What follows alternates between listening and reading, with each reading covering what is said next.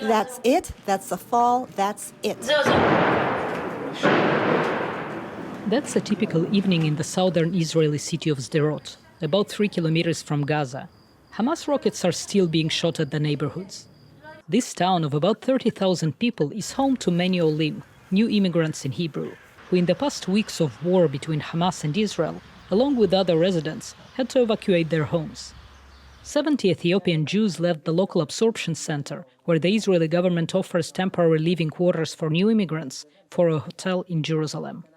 Mesafent Mukatu Baralo from the Ethiopian city of Gondar recalled the October 7 Hamas attack.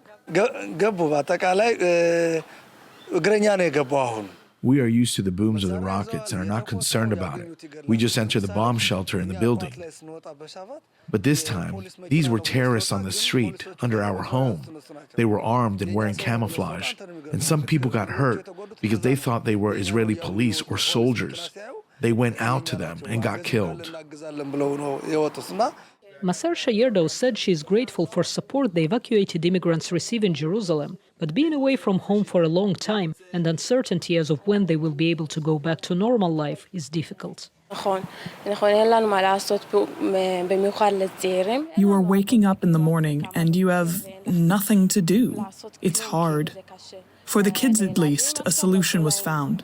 They wake up in the morning and go to study. She and other immigrants shared their concerns with the government. They said it will go on for many months. Something needs to be done. We need to be able to work.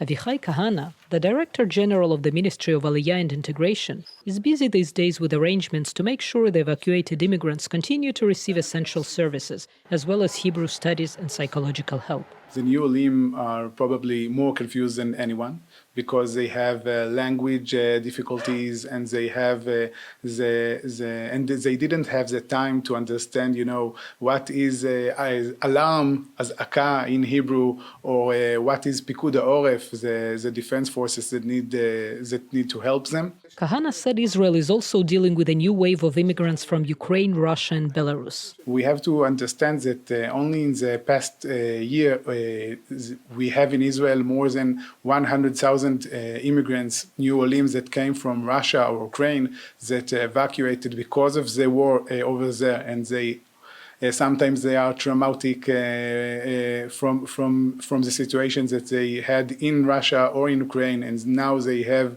the same situation here in Israel. Despite the war, officials say new immigrants continue to arrive in Israel. So it's more complicated to secure air tickets, but whenever we can, we continue with the Aliyah flights. Just last week, there was a special arrival of a few dozen of olim from France, for example, on a direct flight from France. The week before, there was an arrival of a few dozen olim from the United States. This is not the first emergency situation that we've gone through, although it is an exceptional emergency. We've never experienced such an assault, such a massive massacre of civilians. Having said that, yes, we have procedures for emergency because unfortunately, Hamas has been firing rockets on Israeli civilians for years and years and years now. The Israeli government is preparing its citizens for the possibility of a long conflict. Meanwhile, staff say many immigrants want support, but also to volunteer to help in this time of war.